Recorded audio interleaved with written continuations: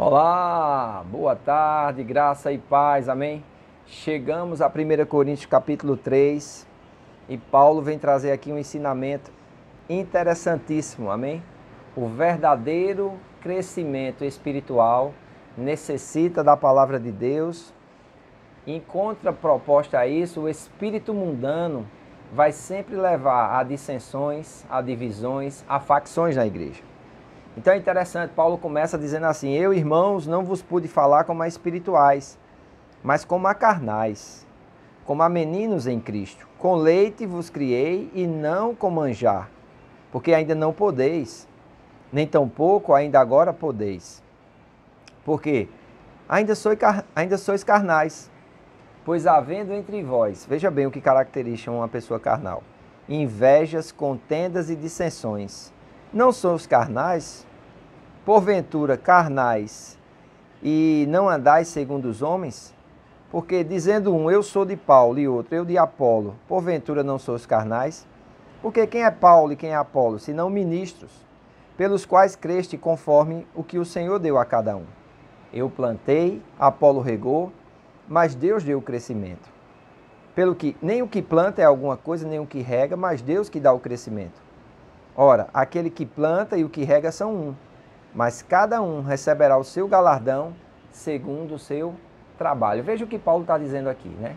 Que ele não pôde alimentar aqueles irmãos com um alimento sólido, ele deu leite, porque ele identificava neles, né?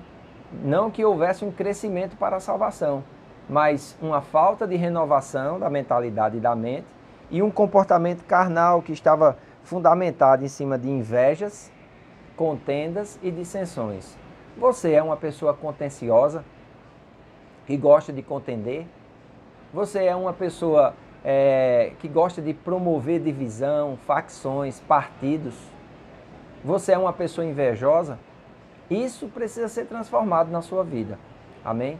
E só pela palavra e pelo Espírito é que você vai poder trazer essa transformação na sua vida, amém? Senão você vai viver uma vida de carnalidade, vai viver uma vida apenas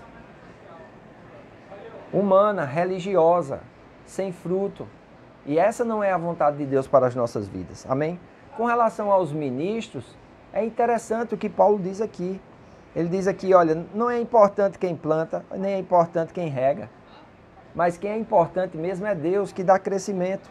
E ele diz, o que planta e o que rega são um. E cada um receberá do Senhor o seu galardão.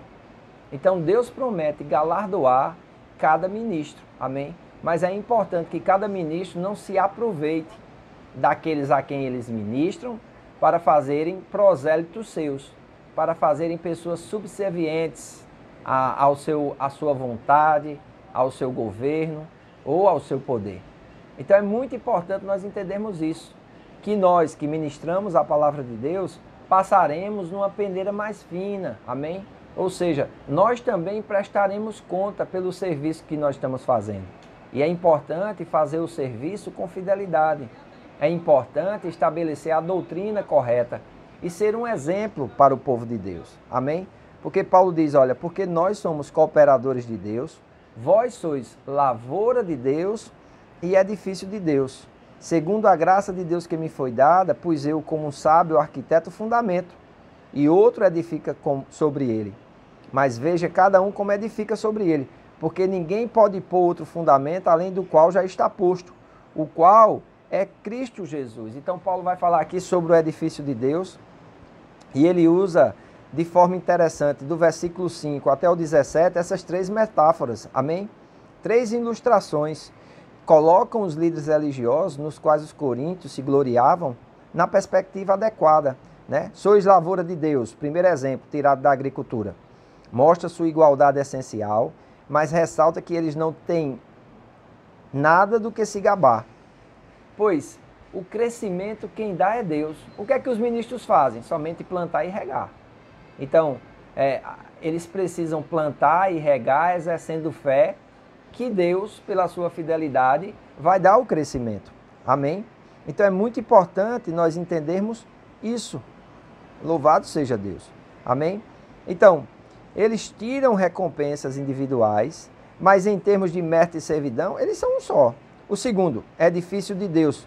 A segunda metáfora também mostra a insignificância relativa aos líderes religiosos, mas ressalta sua responsabilidade. Os ministros são como empreiteiros de edifícios com permissão restrita para construir somente sobre o fundamento prescrito. Amém? E esse fundamento prescrito, ele diz aqui, é Cristo, porque ninguém pode colocar outro fundamento. Na arquitetura, originalmente, é um andar térreo. O mesmo acontece no Evangelho. Pessoa nenhuma tem autoria de revelação original, mas somente Deus, no sábio plano de Deus, através da voluntária obediência do Filho e pela poderosa obra do Espírito Santo. Ninguém salva ninguém, a não ser o Evangelho, que revela o poder de Deus pelo Espírito Santo na vida daquele que crê. Amém? Então Deus, ele tanto é o justo, como é aquele que justifica. Então nós precisamos ter muito cuidado como nós estamos edificados. Amém? No versículo 12 ele diz, e se alguém sobre este fundamento, que é Cristo, formar um edifício de ouro, prata, pedras preciosas, madeira, feno, palha, a obra de cada um se manifestará.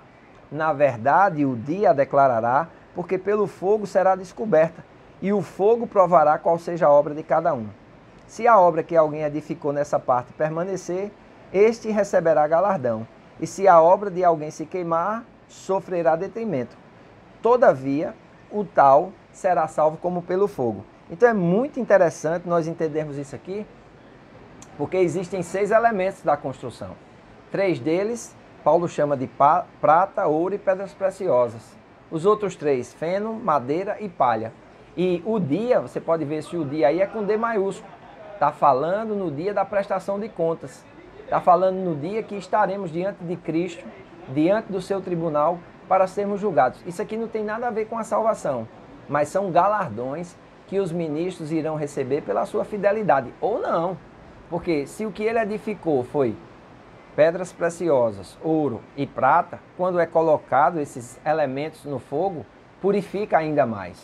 Amém? Mas se o que ele edificou foi madeira, feno e palha, isso quando passa no fogo é destruído, é queimado. Amém? Então é muito importante nós entendermos isso. A qualidade da obra de cada construtor será testado no dia da volta do Senhor. Cada líder se colocará responsável perante o Senhor Cristo, construtor de sua igreja. Porque quem constrói a igreja é Cristo, pelo seu Espírito, pela sua palavra. A qualidade da obra de cada construtor será testada. Então, o galardão aqui não é a salvação, que as Escrituras ensinam ser um dom gratuito, amém? Mas uma recompensa pelo serviço fiel. Ou não, se a pessoa for infiel. Aonde está essa fidelidade? Diz o versículo 15, o detrimento é a recompensa que esse construtor pode ter recebido, não sua salvação. Como pelo fogo, essa pessoa terá uma fuga estreita como alguém fugindo de um edifício em chamas, que perde todas as suas possessões, mas salva somente a sua vida. O edifício é identificado como o templo de Deus, tornado santo pela presença residente do Espírito Santo. Aqui o templo de Deus, a igreja local, pode ser também o corpo individual do cristão, amém? E pode ser também a universal assembleia, ou seja, a igreja universal. Todos nós que compomos a igreja seremos um dia julgados. Como? Pelas obras que nós fizemos desde o dia que nós nascemos de novo até a nossa morte, o arrebatamento da igreja. A salvação, ela é dom gratuito de Deus. Porém, os galardões serão mediante aquilo que nós fazemos. Então é muito importante nós atentarmos para isso. Amém? Então nós precisamos ter muito cuidado. O edifício é identificado como o templo de Deus, é tornado santo pela presença residente do Espírito Santo. Amém? E nós precisamos entender isso. Deus nos chamou para vivermos uma vida santa, andarmos em santidade. Amém? E não podemos usar de astúcia, de malícia, para enganar o povo de Deus. Então ele diz aqui no versículo 16, não sabeis vós que sois o templo de Deus e que o Espírito de Deus habita em vós? Se alguém destruir o templo de Deus, Deus o destruirá, porque o templo de Deus que sois vós é santo. Ninguém se engane a si mesmo. Se alguém dentre vós se tem por sábio neste mundo, faça-se louco para ser sábio, porque a sabedoria deste mundo é loucura diante de Deus, pois está escrito, ele espalha os sábios na sua própria estultícia. E outra vez, o Senhor conhece os pensamentos dos sábios, e são vãos. Portanto, ninguém se glorie nos homens, porque tudo é vosso. Seja Paulo, seja Apolo, seja Cefa, seja o mundo, seja a vida, seja a morte, seja o presente, seja o futuro, tudo é vosso.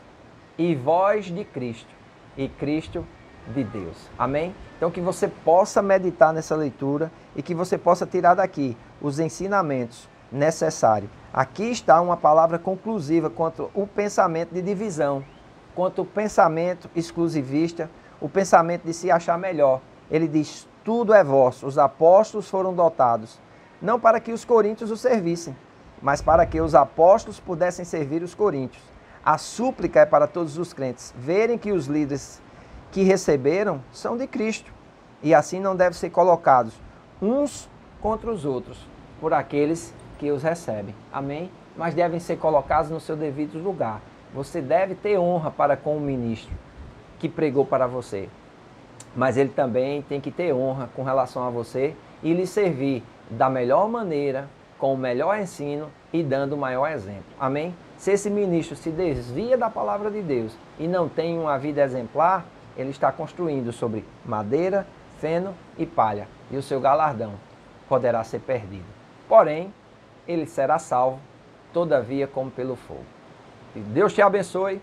Hoje à noite nós temos aula demonstrativa do Rema na igreja. Vamos estar recebendo o professor do Rema, Marcos Honório Júnior, e a matéria Escatologia. Venha estar conosco a partir das 20 horas no Ministério Casa do Oleiro, que fica na rua Cezinho Uchoa, número 100B, no Cruzeiro. Que Deus te abençoe e até amanhã.